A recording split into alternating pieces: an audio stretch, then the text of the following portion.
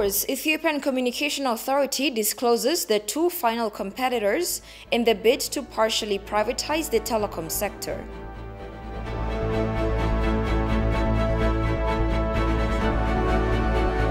And the business community calls on the government to ensure sustained peace and security across the nation.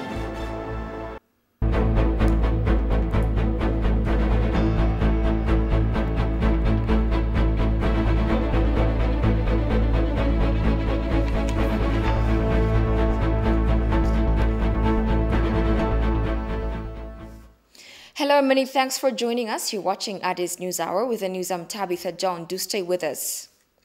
An Ethiopian legal expert says the undue external pressure is a clear violation of Ethiopia's sovereignty and goes against international law.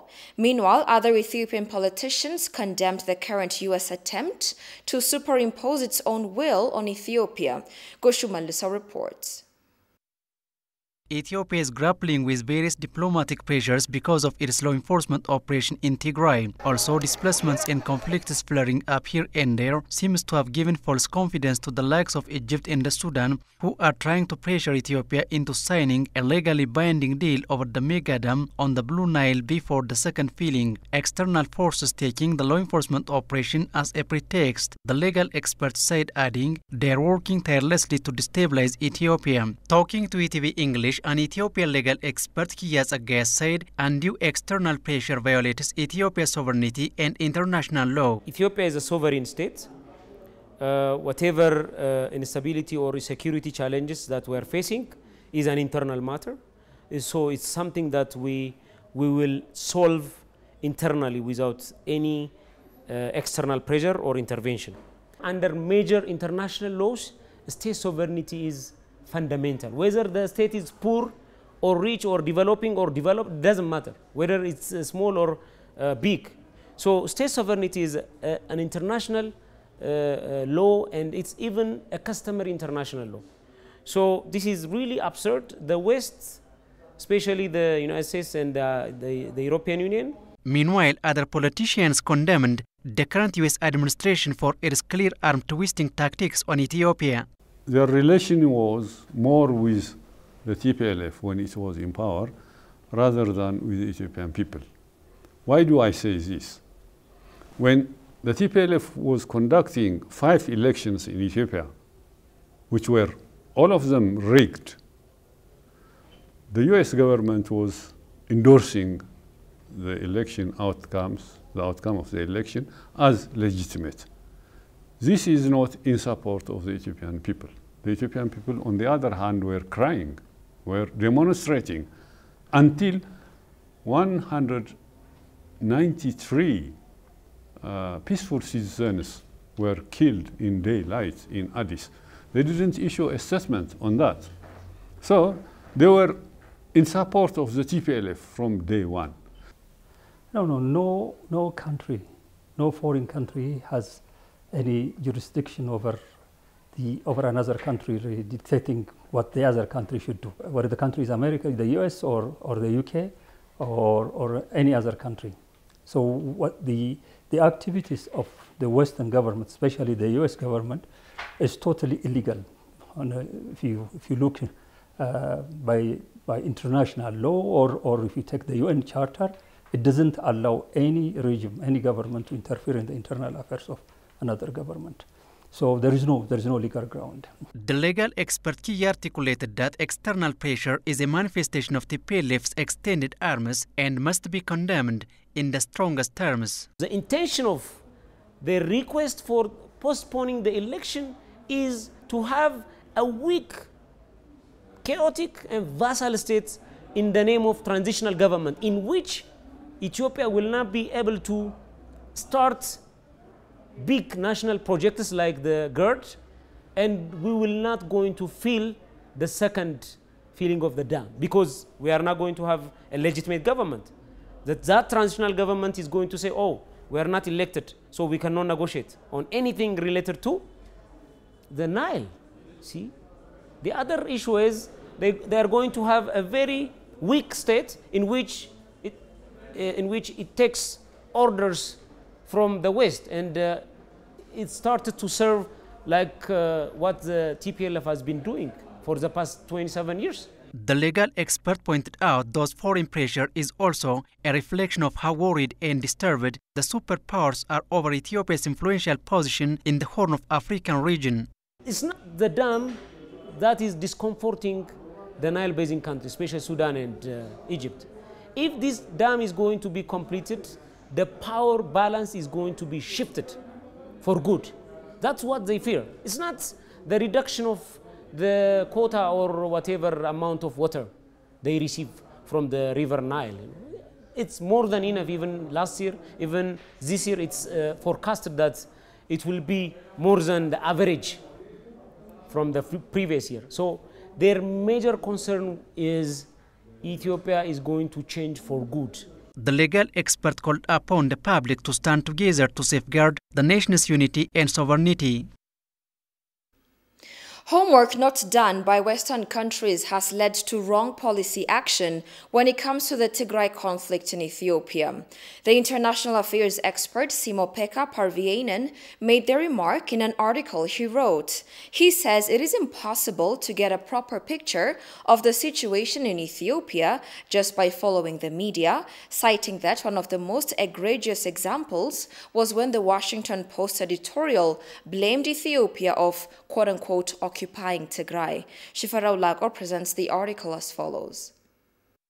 In an article he wrote on the current situations in Ethiopia, the international affairs expert Simo-Pekka Parviainen elaborates that Prime Minister Abiy Ahmed has led a process which can be characterized by nothing other than peaceful revolution toward genuine democracy in a country which is a civilization unto itself with over 4,000 years of independent history. The international affairs expert says things culminated in a TPLF sneak attack in November 2020 against their own country's armed forces, which had been guarding the same very people against foreign aggression for decades. He goes on to say that bad news, especially from Africa, is staple diet for media corporations, and this ensured that the situation rose like a rocket to global media consciousness. This is the very moment when, for many reasons, but mainly for lack of real knowledge of the Ethiopian situation, things started to go toward bias against Ethiopia in a major way, he concluded.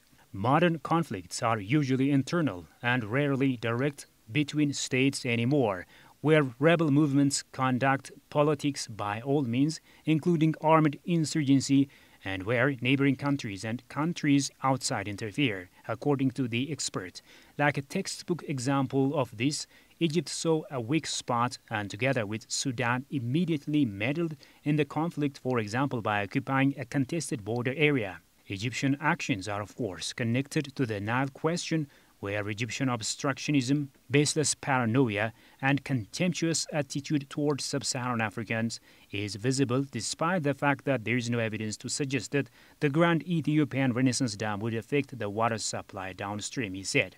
The expert also elaborates that the EU, US, and other Western countries have entered their exams on Ethiopia without studying. He argues, however, that it is impossible to get a proper picture of the situation in Ethiopia just by following the media.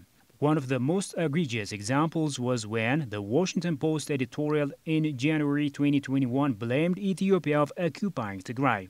EU and US homework is clearly not done, and in policy decisions, this is manifested best by endless demands for ceasefire.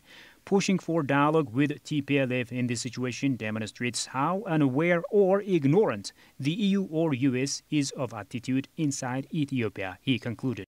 He also says Ethiopia is committed to investigating allegations of human rights violations during the conflict.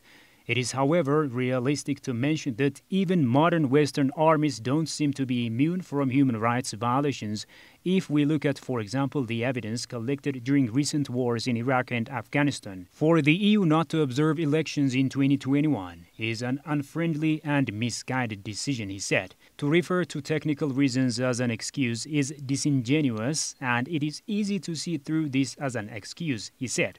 For example, the current chair of NEB was persecuted under Meles regime and had to seek refuge abroad, he said. She has now subsequently returned and assumed this position of responsibility. And does global media report this in their coverage? he asks.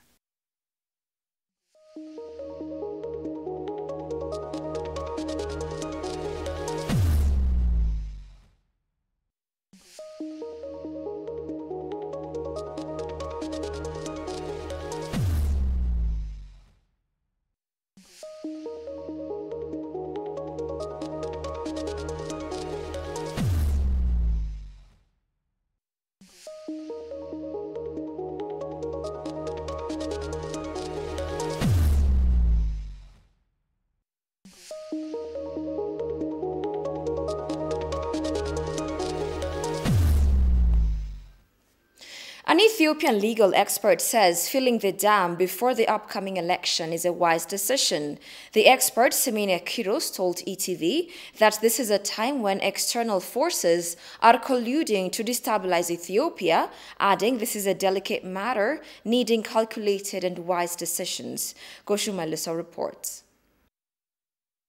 It is to be recalled that Ethiopia plans to conduct the second filling of its $5 billion dam come the next rainy season. But amidst concerted efforts by external forces, particularly by the likes of Egypt and Sudan, to thwart the completion of the dam, Ethiopia has announced the extension of its general and parliamentary election for an indefinite time due to logistical reasons. Sudan and Egypt keep coming up with new and irrelevant ideas during each round of trilateral talks in an apparent attempt to pressure Ethiopia to sign a legally binding agreement. Commenting on the matter, renowned legal expert Semene Kiros said filling the dam before the election is a wise decision as external forces are working day and night to destabilize Ethiopia. We have to have things in a very strategic way. If we fill the dam first, I think that would be a very good thing. And then we conduct election. Conducting election is bringing people to the public square in big numbers. That is very easy to create some kind of mob action and to destabilize the country. So I think it is a very wise decision to have the second round of filling of the Grand Ethiopian Renaissance Dam and then conducting the election afterwards. I am sure we will fill the second round of filling in a very short period as we did in the first round of filling. Meanwhile, Director of the National Council for the Coordination of Public Participation for the GERD, Aragawi Berhe, for his part said extending the election is a step in the right direction. He nevertheless doesn't think extending the election has any impact on the filling of the dam. The filling of the dam should not determine the election of Ethiopia. Election should be conducted provided you have the necessary preconditions, which are peace and mobility and freedom. Once you have all this, and especially peace is very crucial in elections. People have to gather, people have to come out, assemble, discuss, debate, interrogate the parties and so on. So this requires peace. Semene reiterated that all Ethiopians need to stand together at this critical time because various external forces are lined up to disrupt the Horn of African nation. Semene believes that extending the election has serious security implications for the country. There are external forces that want to take advantage of the circumstances to destabilize the country. Particularly as fragmented as we are along ethnic, religious, linguistic lines, that makes Ethiopia vulnerable to external intervention. There are those who promote their interests in Ethiopia by destabilizing, weakening the country. There are also other groups who believe they would take advantage of the weakness of Ethiopia without having an interest in the Renaissance Dam. Ethiopia has recently announced that the construction of the mega dam on the Blue Nile River has reached 80%, as it intends to fill the dam sometime in July for a second round.